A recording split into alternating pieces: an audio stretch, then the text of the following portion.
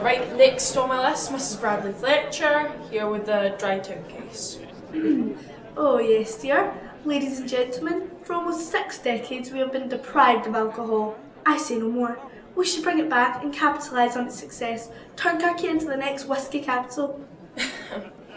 Mrs. Fletcher, is it? I'm afraid that won't be possible. Alcohol is more of a problem than a solution, you see, and knowing this town's history as well as I do. Well, dear, I do believe the past is the past. This is the present. Society has evolved since then, and it's not as if these restrictions can stop people from hopping on the train to the nearest bar or passing a quick bottle under the counter. Then pray tell, ma'am, what benefits would come from lifting our ban? Well, as machines take over, more and more of us are indeed losing our jobs. We need a new industry to make profits. I would know, as a handloom weaver, soon to be replaced, dear. But think of the drunks, ruffians wandering the streets, disrupting daily life, not to mention the health decline.